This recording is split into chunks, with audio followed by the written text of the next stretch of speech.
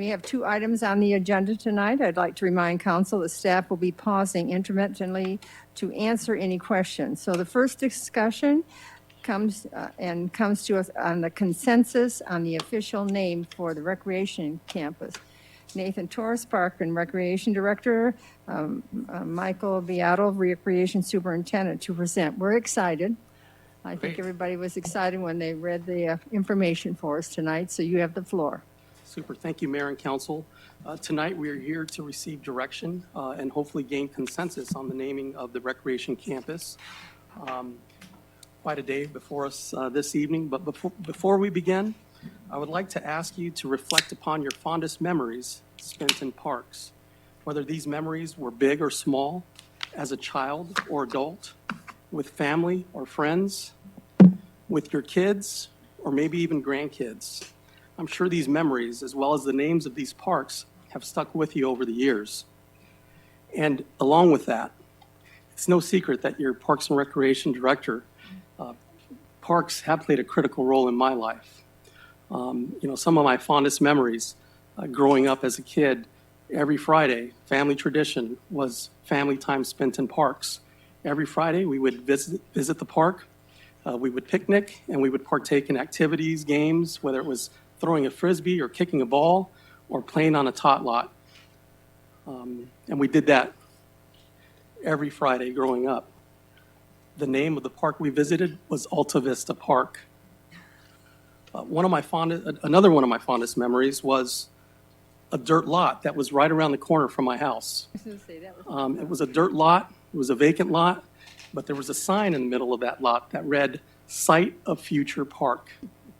And while that sign was up, there were many a sandlot games that took place in that lot. Unfortunately, that sign remained up for years, and it wasn't developed until my late teen years. At that time, the park took on an official name. It was still known, and still to this day, known as Future Park by all those that grew up around it.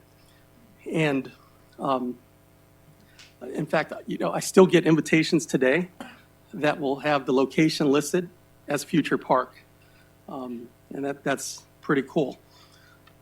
22 years this week, I married my wife, Sophia, in a park in downtown Phoenix. And as I was going over the presentation with her this weekend, she put me on the spot and asked, what was my favorite park? And I sat back and I thought, and I had to be careful with this answer, but very quickly, of course, it's Heritage Park, because that's where we got married. And she paused, and she said, wrong answer. It should be Margaret T. Hance Park, because that's where we actually met a few years earlier. So I went from thumbs up to, not usually.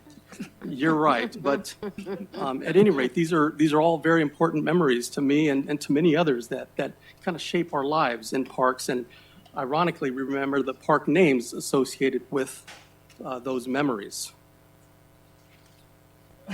So you can see the park names are what we associate with throughout life. As we discuss naming of the recreation campus, keep in mind that this is how the community will identify with the space as they create memories and experiences with their families and friends. So no small task before us this evening, but simply put, a park name should create comfort by making the unknown familiar, providing mutual understanding for residents and for visitors to Goodyear. And that's what's before us this evening. Just a quick project timeline. We are getting closer to that right side, which is the opening of the recreation campus. It feels really good to be progressing through there. We are tonight, before you, asking for consensus on a park name. And then later this evening, we'll ask you to take formal action on a park name under the business agenda.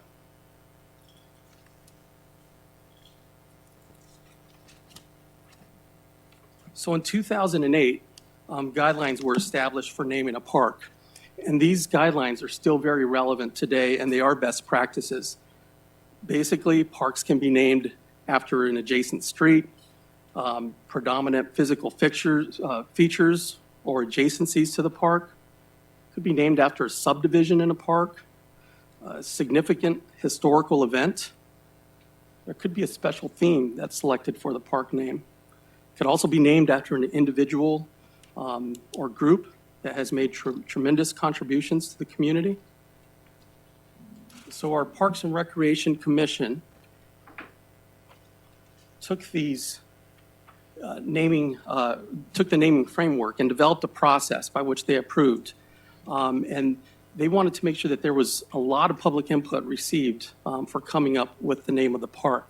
And so we had tremendous outreach, either on site using the Tom van to our recreation programs. We had online surveys that generated 412 responses that you see here.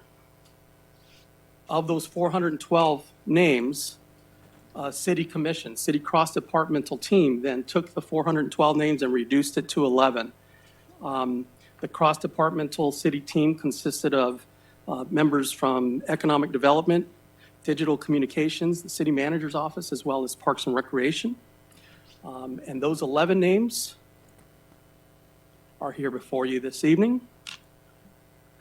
From there, the Parks and Recreation Commission took these 11 names and were charged with an enormous task of scrubbing the names, deliberating on the names. They spent well over 2 hours coming up with 3 names to be recommended to City Council for consideration this evening.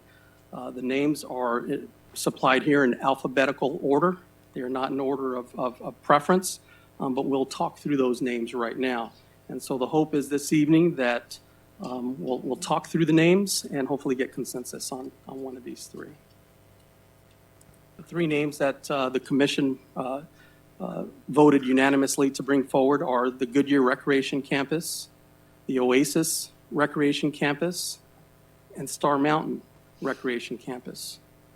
And before we get started, I'd like to do a little deeper dive into each of those names. And so the Goodyear Recreation Campus sounds and looks very familiar. It was the working title of the project since day one.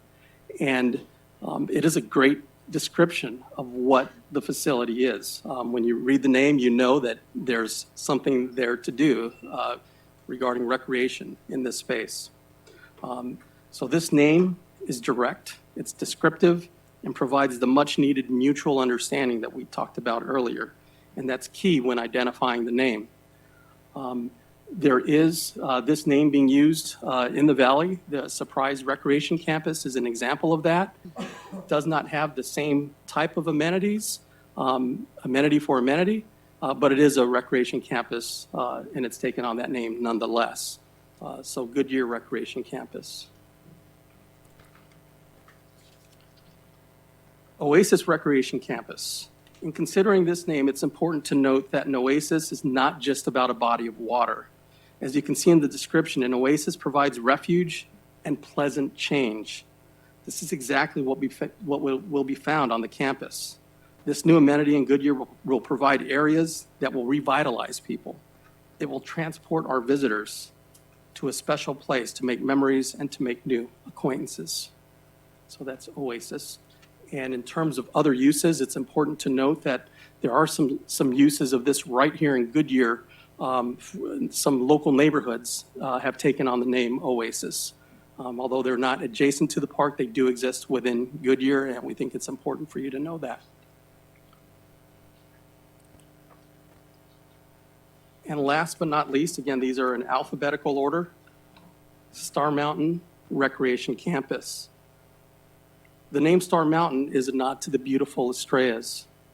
And the Estrella Mountains can be seen so prominently from all angles of the park.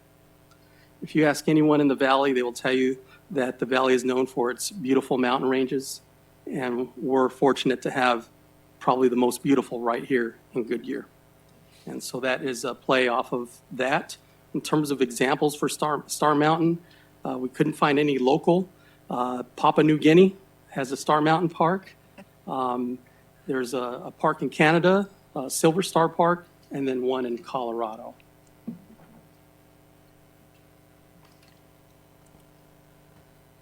So we believe the names before you this evening create comfort by making the unknown familiar and providing mutual understanding for residents and visitors to Goodyear. And so with that, we'd like to have some discussion to see if we can come to consensus on a park name this evening. So council, it is consensus, so that doesn't mean a vote. It means just you give me the smile, the nod of the head, whatever you prefer, so that we get to know. So who would like to start the conversation off? All right, Laura? Thanks, Nathan, for the hard work, and I love the public involvement to get it. When you saw all the names, quite a process to whittle it down. Now, when I looked at the Park and Rec Advisory Commission minutes, there was one name that didn't come forward, and that's the Good Life. Could you explain that? Correct. Mayor, Councilmember Kano, that is a great question. One of the names was Good Life Recreation Complex, or Good Life Recreation Campus. The commission really liked that name, and it made their original list. However, at that time, we weren't sure. We thought there may be some potential trademark issues associated with Good Life. So we had them pick an alternate in its place, just in case that there were some potential conflicts. And we reviewed with our legal team and determined that there could be future issues associated with the name Good Life. So that was probably my favorite because it incorporated Goodyear and what we're trying to do and improve our quality of life. And I thought it was a nice combination. So there's always the legalities, I guess. So out of this, That's out. I would, if we're making recommendations, I would like to stick with the Goodyear Recreation Campus. I think I just like the clarity when I think about it's going to be 86 acres upon completion. That is a significant campus, and I just think that that's a good, solid name for it. next, Sherry? Yeah, there's three, and I saw other ones that were very nice too. So that was a lot of work to whittle that down. I like two of them for different reasons. My favorite would be to combine them, but I don't know if that's possible. I like Star Mountain because I think that does bring in the Estrellas. I think that's a very nice aesthetic. But I like Goodyear because if something is done here, it's going to get branded with Goodyear. That's why I said if you could put Goodyear Star Mountain or Goodyear, then because I really do like Goodyear Recreation Campus for that reason. It's not as pretty as the other one. I like Star pretty, but I think if you're going to have a big tournament there or something along those lines, then it's going to get branded as Goodyear, and people are going to know where it is and where we are. So I think that's a positive. So those are my two favorite. Like I said, would have loved to be able to combine them, but that's not an option. That's option D, that doesn't exist. So out of those, I think I have to agree with Laura. I think Goodyear probably is the best for branding for us. Brandon? Yeah, thank you to the team for all the hard work. I see in the next slide, there was a lot of different choices that you had to go through. But I do like the branding aspect. I didn't think about that, but I'm going to be the opposite of everybody else here. I like Oasis Recreation Campus.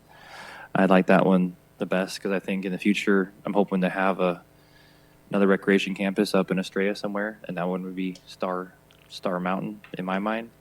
And then I think Goodyear Recreation Campus is, it's exactly what it is, but I think I like Oasis better. It's not as generic, and it's refreshing. So I like Oasis. Bill? Obviously, you cannot start this conversation without a thanks for all the work that not only staff has done, but just even the Parks and Rec Advisory Commission. Huge undertaking. I agree with Laura on my top pick would be the Goodyear Recreation Campus. We stuck with that when we did the ballpark. We stuck with that when we did the community park. The very first park we built was Goodyear Community Park. So I gravitate more toward that. Yeah, it's kind of boring, but from a branding perspective, it tells you exactly where you're at. Can I live with anything else? Yeah, I guess. My only concern about Star Mountain is it's too similar to Star Point, which then makes you wonder, is this in Estrella? Is it owned by Estrella? You know, there's just, it's too similar. And when I saw it, I thought, yeah, you can probably see the Estrellas from there. And I didn't know what the topography was, whether you could actually see the white tanks from that location either. But overall, I'm worried about the confusion if we use Star. And the Goodyear Recreation Campus just seems to, and maybe it's your fault because that was the name that we used we should have given it a code name or something that we use for everything. But I think just overall, that's all that we've been hearing. So that's kind of where I tend to lean. Thank you. Wally? Well, Nathan, as you know, when I moved here in 2000, we didn't have a standalone park department. And I came here as a sitting park commission elected from California with 157,000 people. And I was so concerned. We didn't have a rec center. We didn't really have a community pool. And I harped and harped and harped, and we got a standalone department. I harped and harped and harped that we needed a community input. We needed an advisory council. We got it. And now we're getting this wonderful, wonderful recreation campus. In my community, we have an oasis pool and recreation area where I live. I would really like to see it named Goodyear Recreation because of the identity. It really puts us on the map. And it is going to be a gathering place for all of our families and for all of our events. And I can only imagine the notoriety it's going to bring to this city. I agree with Bill with the Star Mountain. I thought of Star Point immediately when I saw that. When I saw Oasis Recreation Campus, I thought of Roman's Oasis. And I thought, well, I don't want to do that. So I loved the Goodyear Recreation Campus. And recreation means a lot of things to a lot of different people. And I think by calling it that, folks will understand there's lots to do there. And I just think I think we need to own it as a city because it will be our premier park, just like the community park is. And thank you for all you did. I don't need to tell you that. I send you emails all the time thanking you and your staff, how wonderful y'all are. So that's it. Wally. Joe? As mentioned earlier, I want to thank everybody who's participated in this process to get at this point, and the public input is important. I think of it, once we start getting a lot of events out here, and you're looking at it, you're going to Google, and you see the name Goodyear Recreation Campus, it's going to pop right up, easy to get to. I think you want that name in there. You know, I don't have heartburn on any of the others, but I think it's important to have Goodyear in there. So my number one choice on here would be the Goodyear Recreation Campus. And again, there's no misnomers of where you're going or where the event's going to be. The name pops up. And with the mapping way it is, it'll direct you right to there to where it goes. So as opposed to putting in probably Star Mountain, and you may get, depending if you don't put the state in there, you may get several other things popping up there as well where you're going. So I'm in favor of just being direct. I know it may not as exciting as some of the others, but it tells you what it is and it tells you where it's located. So to me, it's Goodyear Rec Campus. Well, I want to thank the person that put the name Georgia Lord up. That was very kind, but unrealistic. You see that? And so I do want to send that. Thank you all. But just to review this last week, I was sitting at GPEC and they were reviewing all the different cities and their accomplishments in the company. And we had 3 Goodyear companies up there. What a better name to have than Goodyear. It doesn't have to refer to the blimp or the tire company. It's just a good city. And so I felt about the other names. Oasis is, throughout the world, there's a lot of oases with palm trees, and it's, you know, little Hawaiian music and its own oasis. Star Mountain, I felt it was too much similar to Estrella Mountain. And I want the people in that middle area to really know that this is an accomplishment for that district because they've had nothing. And we've promised it for so long. So I was really pleased when I saw the name Goodyear. So I think you have the senses. But before you go, we'd like to wish you happy anniversary with a round of applause. happy anniversary. In this I'll be sure day to and sh- age, it's an accomplishment. How long I have will you be been sure to married? share that. How long have you been married?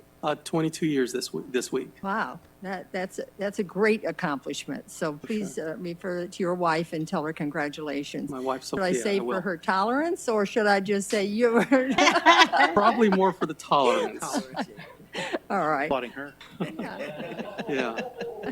Oh, So, so, yeah, so the floor is back to you. thank you. So I believe we have consensus for Goodyear Recreation Campus. I will tell you that you're in good company, that name was generated the most interest from the public at large.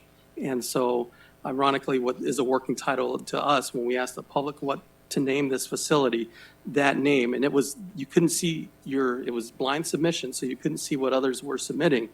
That name came up at the top of the list for number of entries for Goodyear Recreation Campus. So It's great. All right. What's left now? we have our consensus. I'll be back Okay. later this evening for an So action we'll item. go on to the second then item on. Thank you, gentlemen, very much.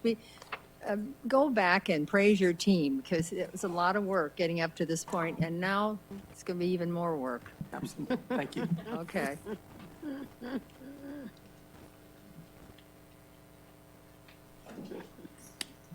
The second item is for council to discuss and provide direction on the proposed city code amendments regarding vaping regulations and restriction in the city. We have Chief Geyer,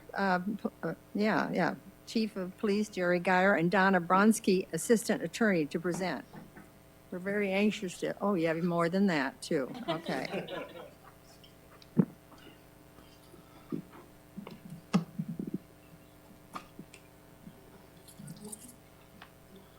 So good evening, Mayor and Council. We're honored to be here tonight to have a discussion on vaping. Back in June, Council provided direction to staff to prepare amendments for our city code, which expand the current smoking regulations to include vaping and to combine smoking and vaping prohibitions and penalties. So we know that vaping's been in the news a lot lately. Just last week, the CDC put out a warning recommending people not use e-cigarette products until they have completed their investigation, because nationwide there was 4 deaths and 450 people sick, which they associate with vaping. Also, Michigan was the first state in the United States, to ban the sale of flavored vaping products last week. So vaping has been all over the news. I'm sure we've all seen the stories. That's just a couple of examples, but for tonight's presentation,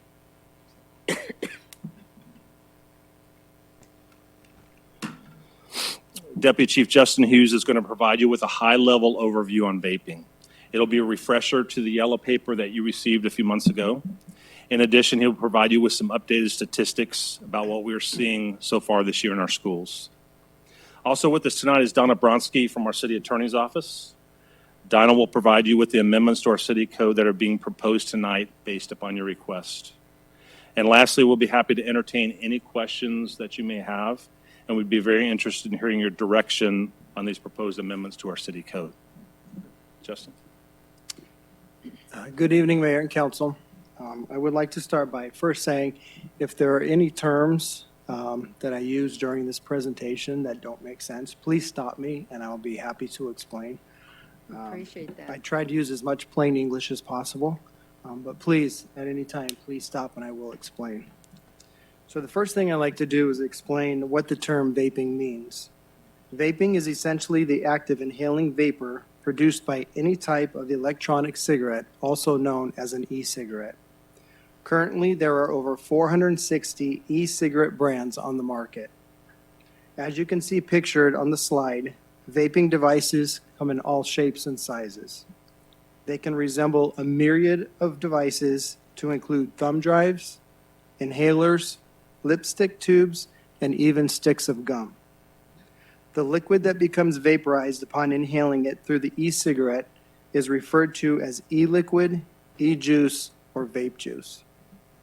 The liquid can contain various ingredients and chemicals, and there's little research on the effects of these chemicals when inhaled.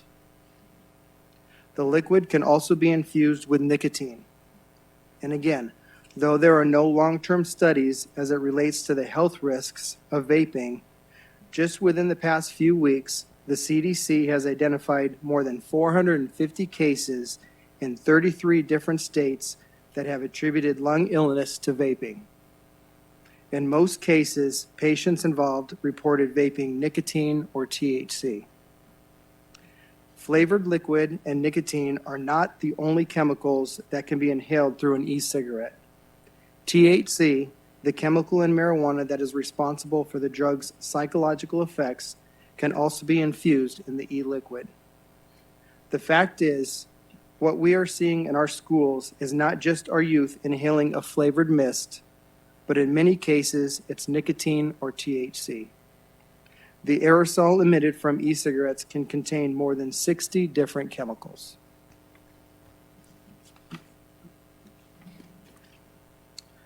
The major concern is how vaping is impacting our youth. A national survey conducted by the National Institute of Health showed a 78% increase of e-cigarette use among high school students and a 48% increase amongst middle school students. National health officials, including the U.S. Surgeon General, the Secretary of Health and Human Services, and the FDA Commissioner all agree that e-cigarette use among teens in Arizona is at epidemic levels. Almost 2 in 5 high school seniors admit to vaping and do so on a regular basis. If we look at the vape-related incidents at the 3 high schools in Goodyear for the last school year, our school resource officers responded to 42 separate incidents at Millennium High School, 54 incidents at Desert Edge, and 51 incidents at Estrella Foothills. We are only a few weeks into the school year, and there has already been 7 vape-related incidents at our local high schools. The results of a survey conducted by the National Institute of Health showed that 62% of the students surveyed believed the liquid in e-cigarettes was only a flavored mist. So more than half of the vape users have no clue of what they are actually ingesting. Only 31% of the students surveyed were aware nicotine and marijuana could be ingested while vaping. The picture on this slide is just one example of how vaping liquids are packaged. As you can see, the manufacturers make the packaging and flavors enticing to our youth. E-cigarette companies have gone as far as offering scholarship opportunities to students worth up to $5,000 to entice and attract youth to their products. There is current Arizona revised statute under Title 13 that makes it illegal for a minor to purchase or possess vaping products, and it is illegal to supply or sell these products to a minor. Under Title 36, it is illegal to possess tobacco products on school grounds. The Goodyear schools have taken issue with the vaping epidemic and are issuing long-term suspensions when it comes to students in possession of vaping materials and/or tobacco. Even if the student is only vaping e-juice with no nicotine or other illegal substance, the student still receives a suspension for being in possession of a prohibited item on campus. In instances when a student is in possession of a vaping material and THC, both the Goodyear schools and the Goodyear Police Department have taken a zero-tolerance approach. Beyond long-term suspension or possible expulsion, the Goodyear Police Department does arrest these offenders and submits felony charges to the Maricopa County Attorney's Office. In all cases in which a student is caught with vaping materials on school grounds, the contraband is seized. Without the presence of an illegal drug, possession of a tobacco product by a minor is only a petty offense. So at this time, I'd like to turn the presentation over to Legal Services. Thank you, Justin. Good afternoon, Mayor and Council. Again, my name is Donna Bronski from the City Attorney's Office. My portion of the presentation is to talk about the proposed regulations to address vaping in the community as well as in the schools. We're bringing for your consideration amendments to the city code. Currently, the city code prohibits smoking, but not vaping, in city regulations, in city buildings and in city vehicles. Also in public places of employment and in restaurants. What we are proposing, next slide please, what we are proposing is a variety of changes to the code. And with your permission, I'll go through and briefly summarize them. First, we are proposing amendments to both the two existing sections that deal with smoking and vaping, with smoking in the city code. Currently, smoking is prohibited in city enclosed vehicles and in city enclosed facilities. What we're proposing is a modification of those regulations that merely adds vaping and adds some definitions that will bring it all into conformance so that neither smoking nor vaping would be allowed in city facilities or vehicles. The second existing code provision, next slide please, modifies the current public non-smoking regulations. As you probably know, currently smoking is prohibited in businesses and restaurants and within 25 feet of the entrances to those or 10 feet of their other side or rear entrances. What we are planning to do is, once again, amend those current provisions and just add vaping to the definition so that neither vaping nor smoking is allowed in these same situations. Oh, I'm sorry. Okay, now we're to the next slide, regulation of smoking and vaping in city parks. So in response to the request from council, we are proposing 3 new sections in areas of prohibiting smoking and vaping. The first one is regulation of smoking and vaping in city parks and trails. The park rules right now prohibit smoking, and they're updating them, but the proposal that we have is to add it to the city code that would prohibit both smoking and vaping in all city parks, trails, public recreation facilities. And then that we would recommend adding this, a violation of this section as being a petty offense. It's reminiscent of some of the regulations from state law. The second proposed amendment we have is regulation of sale of tobacco. Oh, next slide, please. Regulation of sale of tobacco products and smoking devices, prohibiting it to people under the age of 21. It's currently 18. This is a new regulation making it unlawful to sell tobacco products, including vaping products or smoking devices, to persons under the age of 21. Probably the main provision of this is that the sellers have to check IDs before they sell either smoking or vaping products to make sure that the sale is in fact to someone who's under the age of 21. Violation of this provision would be a misdemeanor. And then the last smoking-related amendment we're recommending has to do with prohibiting smoking and vaping at schools. As the Assistant Chief mentioned, it is already a violation of state law to do that, but we're recommending bringing that also into a city code provision. And what we would, based on the state law, smoking and vaping would be prohibited at schools and school-related events. So if the students are at any other events in the city of Goodyear, smoking and vaping would be prohibited. This would apply to all grades, kindergarten through 12, and all public, charter, and private schools. So all our children would be protected. Violation of this section would be a petty offense with increasing penalties for repeat offenders. And then finally, this is a technical correction that we're recommending. The city code currently has a provision that in Title I under the general penalty provisions that any violation of a misdemeanor may also be treated as a civil offense at the discretion of the enforcing officer. And this could be a variety of people at the city. And we're recommending a change so that this would also apply to petty offenses, because if you'll notice, a lot of these are petty offenses according to our recommendation. And that way, in the appropriate case, it could be charged as a civil violation, especially when you're dealing with the children in first offenses. The next steps. Currently, this ordinance, the proposed ordinance that's before you, is scheduled for your consideration on September 23rd at the council meeting.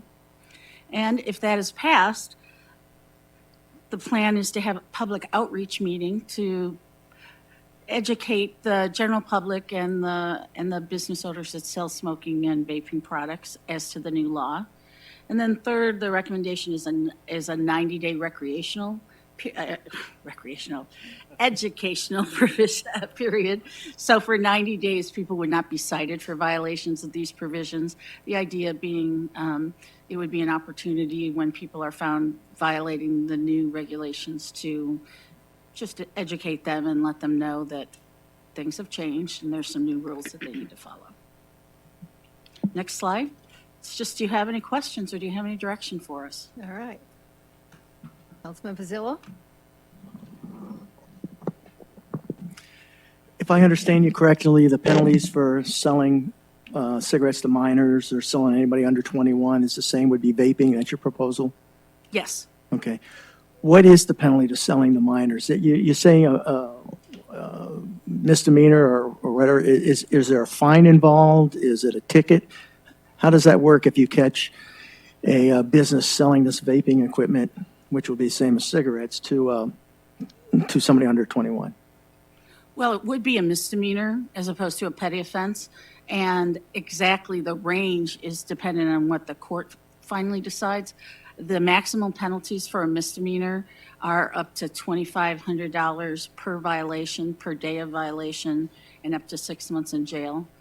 Is there anything that we can put on there that makes it a little more stringent as opposed to the courts, or is that kind of crossing that boundary? What I'm getting at is I'd like to make the penalty significant enough to really discourage people, because these kids got to be getting it somewhere, okay?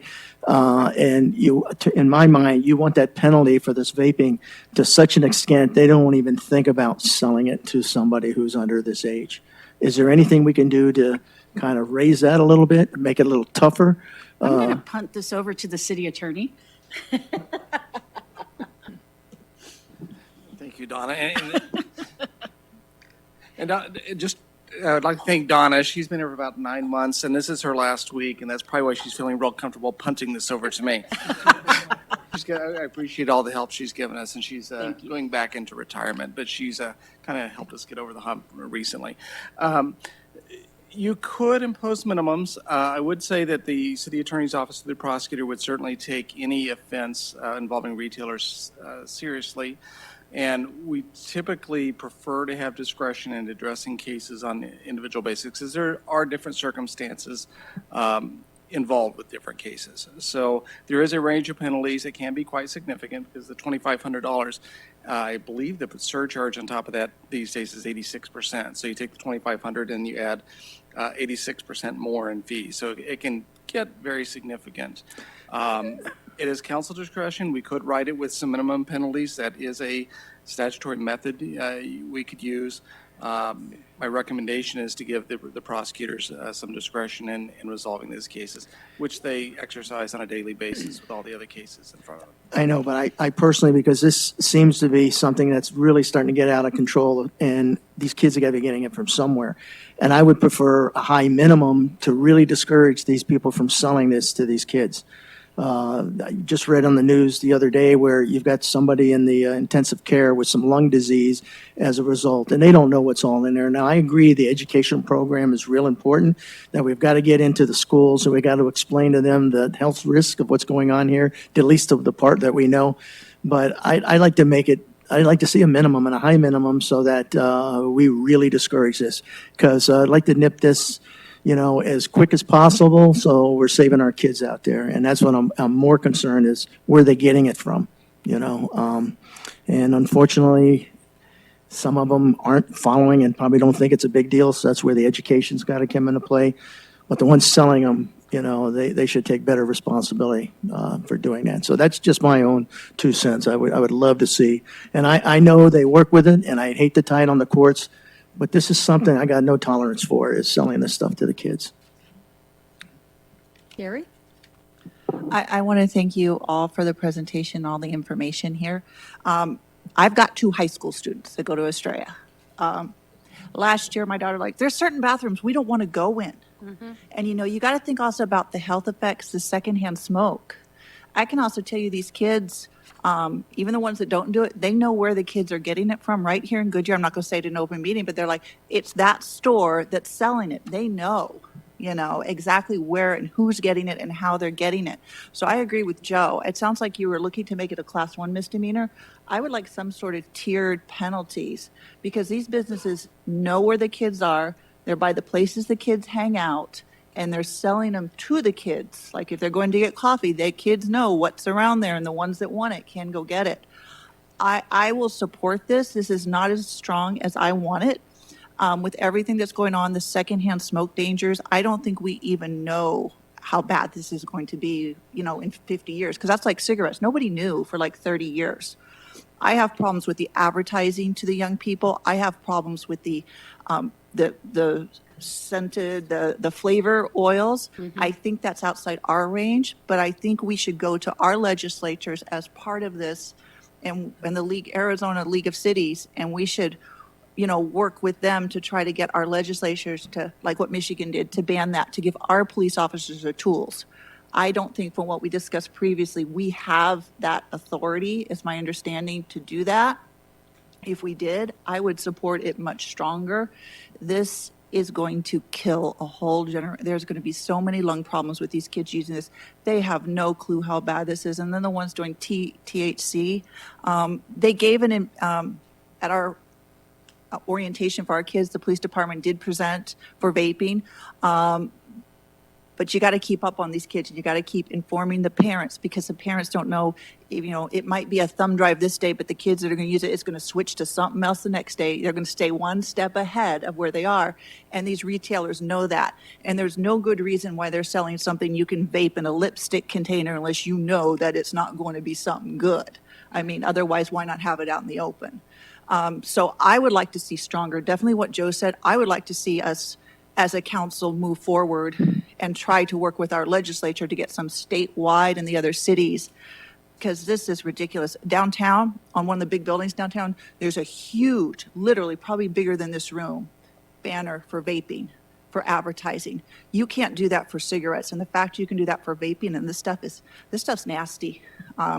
I've walked by people and I've smelled it, and you don't know what's in that stuff.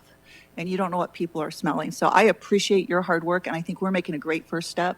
And I would like to see us, move forward in other ways to try to get other cities involved, because I also am a realist here. I also know whatever we do, if Avondale doesn't do it, if Tolleson doesn't do it, if El Mirage, they're going to go. These kids are mobile, they have cars, they will go somewhere else and get it. So we do need to make this a statewide effort like the texting, and we need to get our legislatures on board. So I do support this, what we have. I would like to see it stronger. If we can make what Joe said stronger, a tiered response. So the first time you do it, it might be a little bit lower, the second time, and the third time max them out. Because there can also be jail time for There can be. There can be up to 6 months in jail for a class 1 misdemeanor, or up to 3 years probation. yes. Those are tools in the toolbox.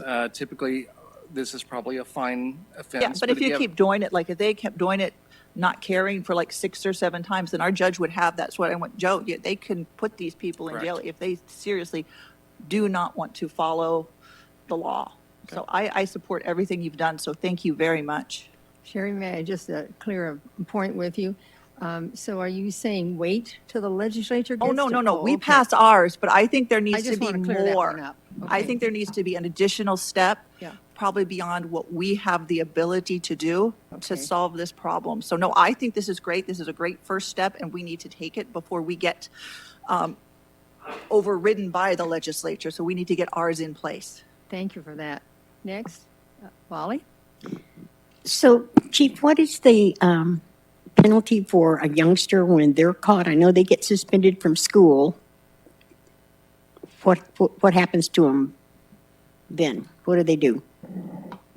Do the parents get called in? I mean, They do, and it also depends on what they're inhaling. So again, if they are just inhaling the Vaping. flavored liquid, it's still a prohibited item on campus. They are suspended anywhere from 3 to 5 days. The parents are called, the school resource officer is called. We do seize that item.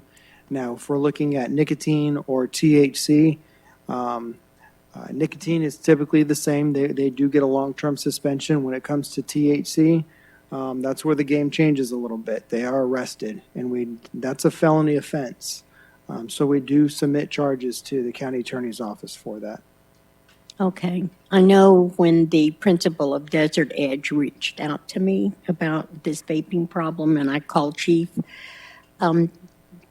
they were having 12 to 15 incidents a week. And they were bringing the kids in and losing all that instructional time because they were so busy trying to mitigate the vaping. And like Sherry said, most children who are not involved in this vaping, they don't want to go to the bathrooms because they're vaping in the girls' bathroom and the boys' bathroom. I almost wish the schools could put monitors in the bathrooms and catch the kids that way. But we have got to stop it because we've got to save our kids. The kids aren't going to save themselves. So I'm for however strict we can make it. And I don't care if we're the forefront and we do all of this even more than the other cities. Maybe the other cities will follow suit. But someone's got to be brave enough to step out and say no more. And we attended a vaping seminar at the League of Cities, and we had some legislators up there who kept passing the buck because they'd say we couldn't get consensus and we couldn't get this and we couldn't get that. And her parting shot was, don't let the tobacco companies run your town and kill your kids. So that's passing the buck, I know, but we need to either outlaw advertising for the vaping in Goodyear, whatever it takes, and we may need to do more than just what we're doing. But we have got to do something because it is epidemic. And I'd like to know our city is being proactive for our kids. Laura? Thank you. This is such an interesting topic because it wasn't ever on my radar until I started attending the monthly police management meetings and then beginning to hear how much time they were spending at the schools and how big of an issue this was. And so my initial interest was educational. Well, I appreciate the SROs talking to the parents, but as a grandparent, it's like, I didn't even know about it. I mean, I wouldn't have got it. And I think about churches and scouts and all kinds of other community entities that probably aren't even fully aware of the impact of vaping. And so, but then just more and more, we're hearing about the hospitalizations and deaths and things like that. I mean, now it seems to have gotten on the forefront as a public health crisis. And I have a question about the THC. Do you have to submit that to DPS for testing, and does that take a long time? I mean, if you suspect THC, is that like a month-long process to find out, or? It can be. As you all know, we have one crime lab in the state. We use the Department of Public Safety. And yes, anytime we make an arrest where we have an illegal substance such as THC, we can do a presumptive test to show that it is THC, but to actually charge that offense, that does have to be submitted to the crime lab for analysis. That can take anywhere from 2 months to 8 months. Yikes. We're kind of at the mercy because that is a state entity, which all of us smaller agencies do send, any evidence we have for analysis. So that can take a while. Okay. Well, that's helpful to know. And it is also interesting to me that we're hearing from the CDC. Today I read an article from the New England Journal of Medicine, and they were talking about the health hazards of vaping even before you add CBD or THC, and because there's so many unknown elements and compounds on it, and that until you assess what's in it, it's going to be very hard to prevent these vaping-induced respiratory injuries. I'm now seeing vaping on materials advertised on TV. I'm hearing it on the radio. It feels like we've lost so much ground from the anti-smoking movement, which happened in my heyday. Back when I smoked. I mean, I understand kids don't even touch cigarettes, but these are a lot stronger and a lot worse. So I would have to say one of the challenges was with this for me initially was moving from 18 to 21, and had to really give that some thought. Like Wally said, I was a part of that vaping session at the league, and that was something they talked about. I mean, as a parent, I sent 3 17-year-old kids into the military, and so I respect, that adult status of somebody. However, it seems that the ones who are 18, the seniors, are now have a pretty good direct distribution system where they're able to get it and to give it to the other kids. I asked my 13-year-old grandson, what does he know about vaping? And he goes through a K through 8 school in Peoria, and he said, yeah, kids vape. And so it's getting now into the elementary schools. And so I am for that separation of age to, in an attempt to keep it out of the schools or at least slow it down. Brandon? Yes, thank you also for bringing all the information as well. So I had a question about some of the rules or the proposed law changes. So we talk about sellers must check photo IDs. Is that going to be the same level that we already check alcohol and things as well? Or is it more so than, I mean, Yes, there won't be, it's not like some of the other regulations where there needs to be a log or any of that kept. Just someone needs to check and make sure that that the person that they're selling to is actually under the age of 21. okay. I just know, to me by alcohol, they say like if you look over 35, you don't have to check or something. I don't know if that's a law. I don't know. I think, I don't buy alcohol. I could be wrong, but I think that's a policy, not a Okay. law. Okay, I was just curious how that, just, I have to make sure we're at least equal with other things that are already out there. And then I also make sure also the other new one here too that you're proposing is that, so if so we don't already regulate school grounds. So right now, if a parent is smoking in their car, going to pick up their kids, then with this new law, then we could give them a petty offense for it. That's correct. Okay, that's one difference. Okay. And then, and the first offense could be up to $2,500, right? If someone's selling to minors. Yes, technically. Okay. And then I think you kind of touched on it as well. How do you know, because I don't know, I've never even really seen the vaping stuff, but how do you know if a child if the liquid that they're smoking is nicotine or THC or anything? You just say is that there's a quick test you can do in the beginning and then validate it with the crime lab? There's a presumptive test. Obviously, the first thing that the SROs are going to do is, once the student is caught, it's going to be by school staff. Our SROs have done a great job this school year. They have gone to every high school, and during orientation week, all did a presentation for the students, for the staff, and for parents. So typically, if a child at the school is caught with it, they will call the school resource officer. An interview will take place.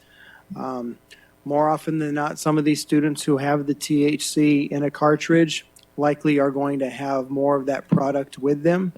But yes, you can tell by smell. Our officers are trained to detect the odor. They can do a presumptive test, and then that's when we would file charges on it. Okay. I was just curious. I didn't know how easy that was to do that. And just as a follow-up to that, one of the things that we've put in the definitions is that a device that delivers nicotine or other nicotine-related products, whether it's the device or portions of the device, you can't even have those. So if you have just the devices, those can be seized, and so you wouldn't even have to test to see if it has nicotine or any other substance on it. Okay. And that'd be for under 21 related to Correct. schools for that. That wouldn't be the Well, parent. that's actually anyone that has smoking devices on school grounds. Okay. So that's also includes the parent that's in the Yes. parking lot for Mhm. the game or the whatever it is as well. If we see that in their car, then you could also, Correct. which would be different than it is today. So if you see that in their Yes. car, it'd be a petty offense for that one, correct? Yes. Yes. Okay. I just want to clarify what it really looks like in action going forward as well. So, okay. So yeah, I just want to make sure everything is equal to, I don't know, I think it's bad, but I just want to make sure we're not going over like alcohol or cigarettes as well. I think it's on the same playing field as those. So I'm sorry, I couldn't hear what you were I think they're on the saying. same playing field. I think I don't want to overregulate over like alcohol, make it or something else that's out there that we already regulate. I don't know if I need to have. I think this is okay. Is what I'm getting at. So That's all. I just want to make sure we're not, I don't know. I think it's an issue. I just want to make sure it's on par, the same as the other type of things that we already regulate out there. So, and then, okay, I think that's it then. No, I think it would be good. I hope this is a bridging strategy till legislators get on board as well. So, but yeah, okay. Thank you for the answers. Thank you. Bill? Thanks as well for everything. I'm appreciative of the fact that not much changed since we first talked about this before tonight. So it keeps it simple. The only comment that I really have about the overall concept is in agreement with Joe and Sherry that we really need to go after the source. We need to touch the user as well, but it needs to hurt the source. And then I think we'll get ahead of it. We can't control what the legislature is going to do. We've been running, I don't want to say, we can't wait for them, and we need to do everything that we can here locally. We were one of the first communities to pass the no smoking in the early 2000s, and we'll be one of the first to pass the vaping changes. But I really think it's important for us to go after the sources and then let the rest of the chips fall where they may with the legislature. So thank you very much for all your efforts. My turn? Already done? I want to thank council. I've been after this for quite some time. And I think what happens when you've had a child that has gotten involved, whether it's marijuana, whatever the drug is, and your whole family goes through something, then it's almost too late because the process that you go through trying to cure your children is very difficult. And so this alarmed me. And again, I will tell you what alarms me is we keep producing something that makes somebody feel better. So they don't have to experience what sadness is and so we have a society now that just wants to prop everything up. So everybody's going to smile and be happy and be cool. And so just talk to us, because we do have a vaping. Is it one vaping shop we have? How many do we have in Goodyear? Oh, gosh. Nobody knows. I believe we have about 9 in the city right now. Very good. So can you just tell us because we do have an age limit on certain things, and there is some rule out there. So tell us how, as a city, that we're going to monitor that and yet still have respect for I don't have any respect for the vaping part, but if they have, they have the cigar shop and the cigarette shop, and it's hard to control that. So can you tell us what your action is on that, or how you monitor that, or would monitor that? I'm putting you in a tough position here publicly, so I know that. This is a tough subject, so. No, thank you, Mayor. I think it comes down to, 1, our education, but 2, our enforcement. And we have done undercover details in these shops in Goodyear recently. We have made arrests. We have made arrests of clerks in these stores, and we will continue to do that and be very proactive. Thank you very much. I just wanted the public to hear that. All right. Any other questions? I think you have consensus from this group. Yes, Mayor, if I may. Yes, just to recap what we heard tonight. Okay, great. So it's desired to move forward with the amendments to the ordinance. However, we will look at, there seems to be a consensus with maybe increasing the minimum penalties for the sellers, maybe a tiered penalty type system, especially for repeat offenders. So is that correct? Yes.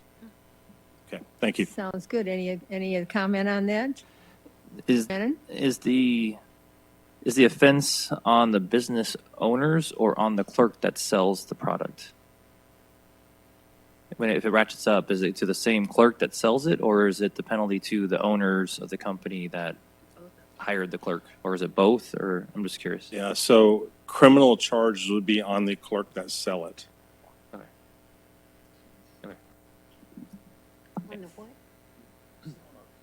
clerk selling it, okay. All discussion finished? No more questions? Well, thank you very much, and thank you, Justin, and thank you, Chief. It's just great to have this information. We appreciate it. We'll save all the information items to be addressed at our 6 o'clock meeting, and no further business. This meeting is adjourned.